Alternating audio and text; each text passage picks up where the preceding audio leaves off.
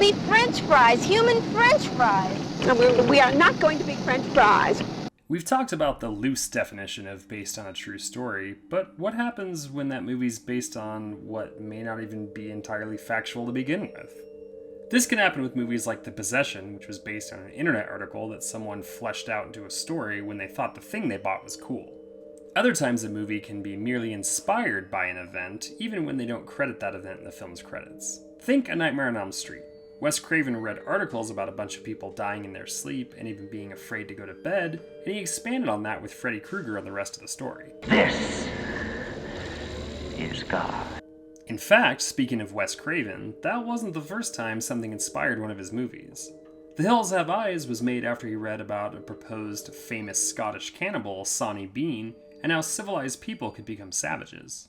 Just a heads up, while I personally prefer the 2006 remake slightly, we'll be discussing the 1977 original, as it was the one originally inspired by the famous cannibal, where the remake blames nuclear testing. Make sure you don't get lost in the desert as we find out what really happened to The Hills Have Eyes.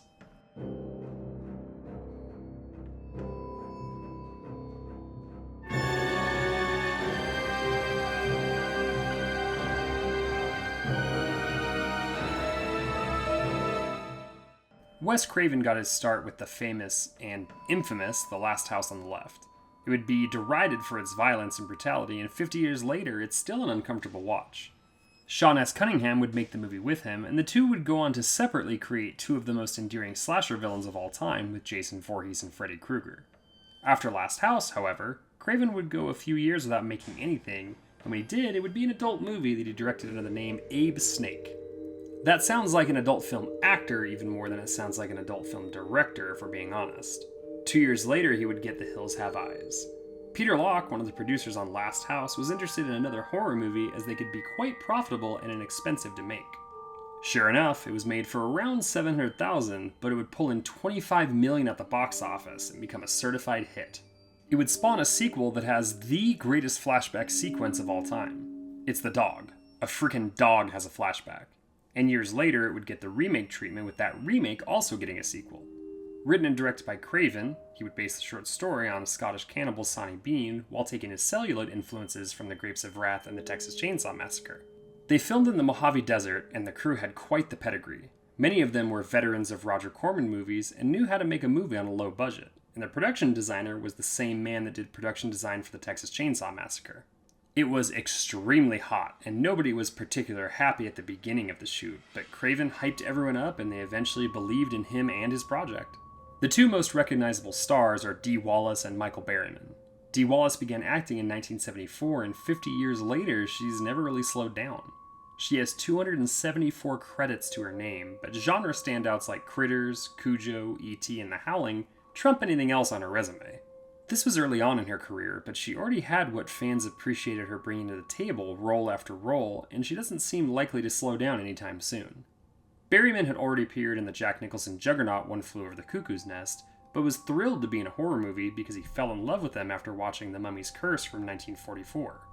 The first time I saw him was Weird Science, and he's made a career of leaning into his unique looks rather than shying away or being embarrassed by them. Kudos to you, sir. By all accounts, he seems like a sweetheart and continues to work today. The movie opens with a wild woman named Ruby trading with a local man named Fred. But Fred says that the little she is getting is all she'll get now, and they won't be trading anymore. The local authorities and even the Air Force have been snooping around. Fred is leaving, and Ruby wants him to take her with him. They discuss a family of sorts that seems less than normal when a new family interrupts them to get directions and supplies on their way to Los Angeles. The family is the patriarch and matriarch, Ethel and Big Bob, Brenda, Bobby, Lynn, Doug, their two dogs, and Katie. Bob is a recently retired police officer, and Fred warns them not to go deeper into the desert, but they ignore him and head off anyway, even when Doug overhears a strange conversation with Ruby and an unnamed man. Okay, so this will mostly be an exercise in what supposedly happened in the 16th century and how it inspired the movie. Craven didn't go about to make a historically accurate account of what Sawney Bean was. He wanted to tell a story involving people that went crazy in isolation and did terrible things. The family at the heart of Hills Have Eyes is an almost devolved set of cannibals who trap people and eat them while stealing supplies. Sawney Bean left his job as a ditch digger, something his father was too, and married a woman who was by all accounts vicious and by some accounts a witch. They went away together and found an isolated cave, somewhat like the family in our movie, and built a family together while discovering the apparent joys of cannibalism. The family continues their drive, but is startled by a jet and veers off the main road to become stranded.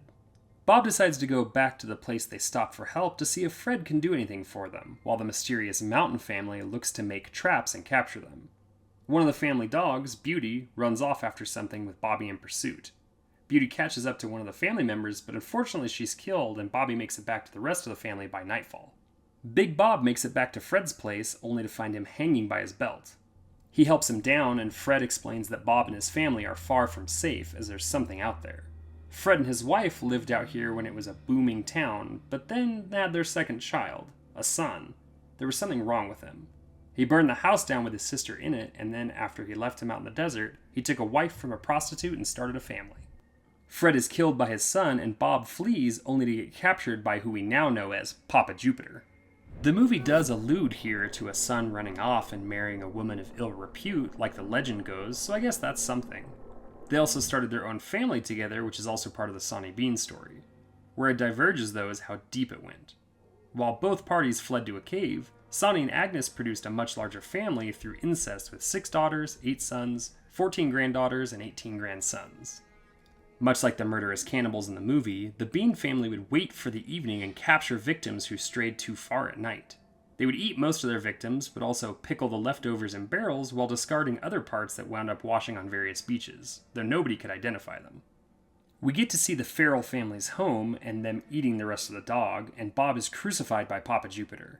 They then light him on fire to distract the rest of the family while the cannibals look for supplies inside the RV. They take their meat from the refrigerator and eat a bird before assaulting Brenda and taking the baby. Ethel and Lynn get back to the RV and try to stop it, but Ethel is shot first, followed quickly by Lynn after injuring one of the cannibals. They flee with the baby into the night just as Bobby and Doug make it back to find their loved ones dead. They decide to go after the family as the baby was taken, and Beast, the remaining dog, kills one of the cannibals by knocking them off a cliff. Nothing here really resembles anything from the tale of the Bean family, except for them attacking and taking people back to their cave to eat. They actually went years without being found as there were no survivors to tell the authorities about the horrible cave family.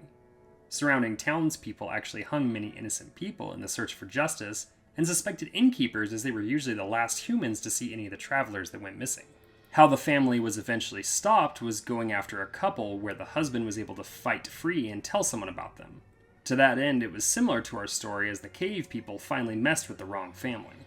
Finding out there are survivors still, Papa Jupiter decides it's time to kill them once and for all before enjoying their infant meal.